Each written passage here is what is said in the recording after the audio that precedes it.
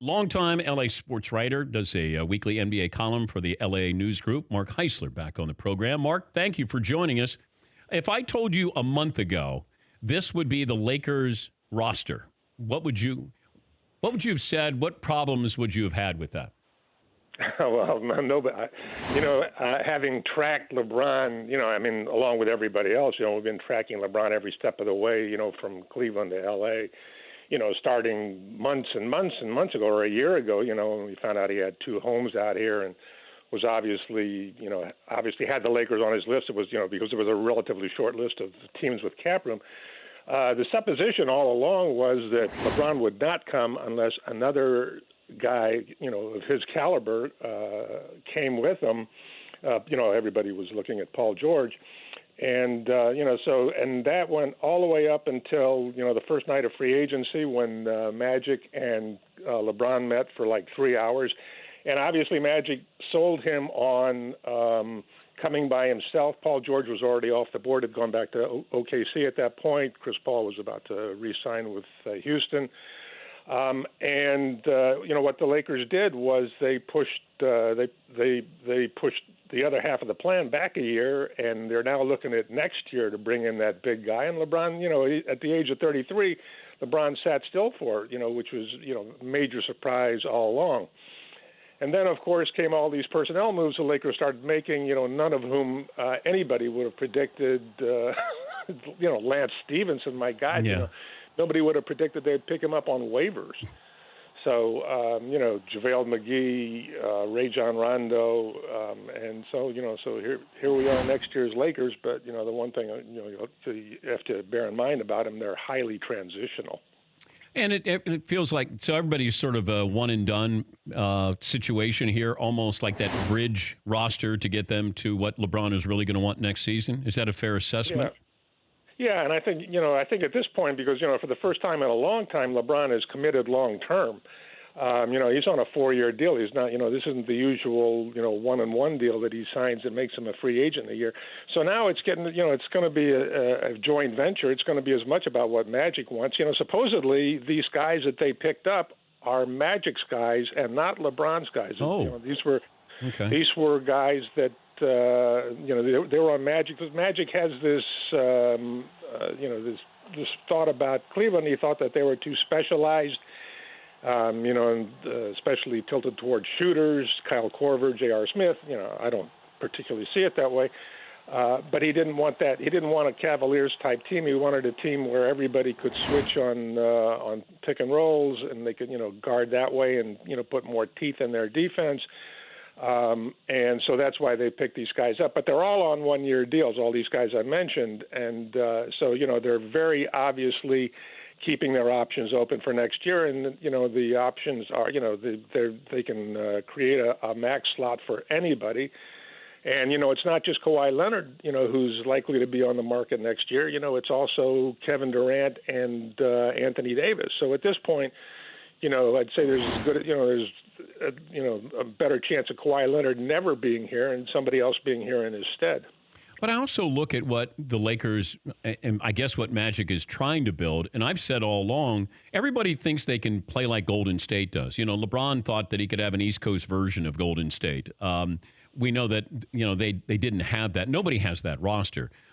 Are we going to see teams that go in the opposite direction? That I know basketball is cyclical. Do we go back to where somebody's going to have something that counteracts Golden State, where Golden State actually has to account for somebody else's roster instead of the other way around? I don't think so. Or if it happens, it's going to be a long way down the road. People are just starting to go, to Golden State. I mean, there's a lot of teams obviously that have, but it's an incomplete process. It's interesting. You see this guy DeAndre Ayton, who's the number 1 overall pick. And he's in Summer League right now. And the first Summer League game, he was playing against Dallas's team, and they started double-teaming him hard in the post. So, you can't play in the post the way you used to because nobody will let you. They will double-team faster. They'll make you, use other options. So I do think the spread court model is going to, people are going to go to it. As you say, it's going to be, nobody's going to do it as well as Golden State is because Golden State has basically done it, as well as it's ever been done. And in my mind, they did it better before they got Kevin Durant. Of course, now they have an extra great player, so maybe they're not quite as efficient. But no, I think the new game is here to stay, and people will get more and more committed to it, and we'll play smaller and smaller.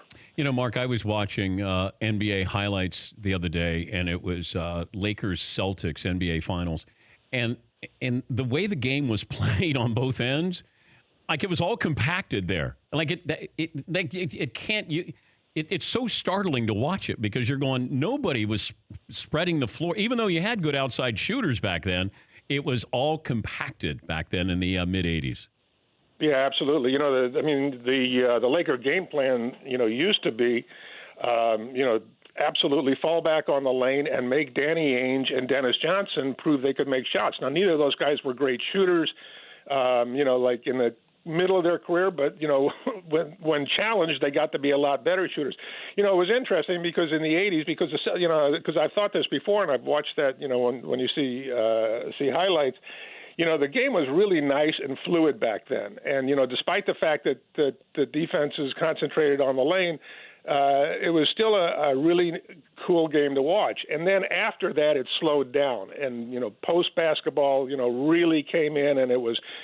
Throw the ball into the post into Shaquille and Akeem and wait for the defense to double team. And then 8 seconds later, you would throw the ball out and then you would reverse it. And it was really awful. And it got slower and slower and slower, until basically Mike D'Antoni in Phoenix around 2005. Well, I blame Pat Riley and Mike Fratello. Didn't they sort of bring about Greco-Roman wrestling there with basketball? And Chuck Daly and all those guys, yeah. and even Phil Jackson, because the Bulls played pretty slow in the triangle. Did you? Is there any like Luke Walton's job is safe for this year? Is that fair to say? Oh, easily. Okay. They're very committed to him. And the other thing is, not getting the extra guy, it's going to keep expectations relatively humble for a LeBron team, which of course, they're never humble. People are going to understand that they're working really for 2 years down the lane. The Lakers, if fans don't, the Lakers certainly do. Luke is absolutely safe for this year and next. Isn't it amazing that Luke Walton came in the same draft with LeBron and D Wade, Chris Bosh? I didn't know it. I didn't realize it until you said it. Yeah. We were paying considerably less attention to Luke than we were to LeBron. But no truth that Phil Jackson could be involved with the Lakers as a coach. Head coach. No, absolutely not. No, they've gone. They've gone on beyond him. First of all, you have the personal relationship between Phil and Jeannie. Which they made. Which they're no longer engaged. But the Lakers have made the decision. When they hired Luke, they wanted the Golden State offense. Which in their minds is the Showtime offense. Yeah. Updated, and so and that's Jerry Buss was a big thing for vision, style of play, flashy, entertaining, appealing to Hollywood. So that's really in their DNA. Do you think LeBron will win another title? That would be a hard bet, say a 33-year-old guy coming to a team, that's not a championship contender is going to win another title. But I'd say, maybe I'll give him 50% chance. I still look at Kevin Durant as, the X factor here. If all of a sudden he wins another title or 2 titles and then all of a sudden says, let me do something different here. Let me head down the coast here. Do you see, what are the possibilities of Kevin Durant as a Laker? Well, I'm not. I don't know all that much about what goes on, with Kevin Durant, but I think, it's pretty interesting to me, that LeBron texted him about coming to the Lakers, and the next thing you know, Durant is signing a deal that makes him a free agent in a year up where he is.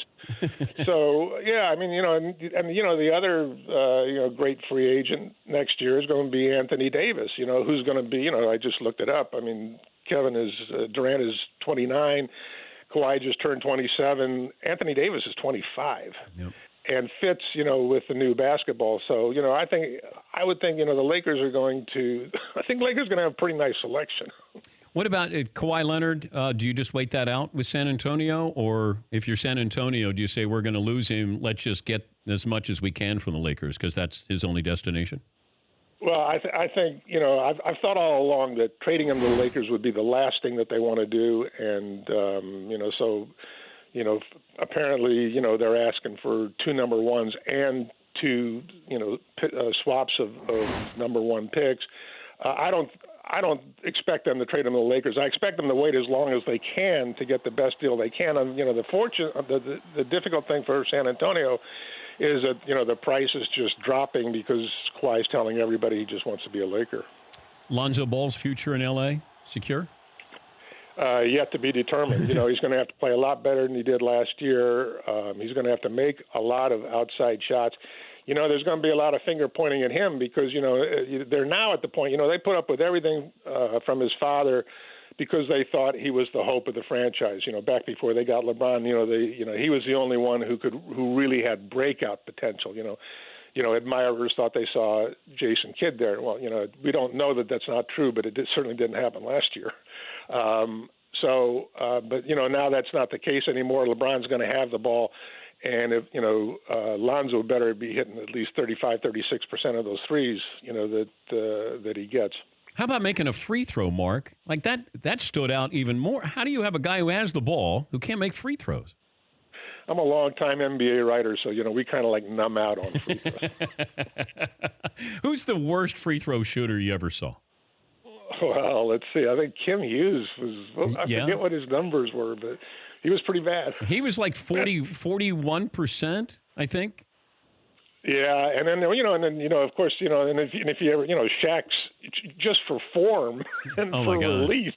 He would always say this though. Shaq looked like he was going to knock down a backboard, But he would always say to me, I can make him in practice. And I go, but that you don't make. That's the amazing thing is. The amazing thing is I saw it happen in practice. I saw him knock in like 20 in a row. And when you see that, you realize how much of it is a head game. But there's no video of that, like Wilt's 100-point game. There's no video of Shaq making 20 in a row. Right. I heard it for years and didn't believe it, and then I saw it one All day. right. Mark, thank you. I appreciate your time. My pleasure, Dan. It's Mark Heisler. Does an NBA column for the LA News Group. For more Dan Patrick Show, tune to Audience Channel 239 on DirecTV or download the Dan Patrick Show app.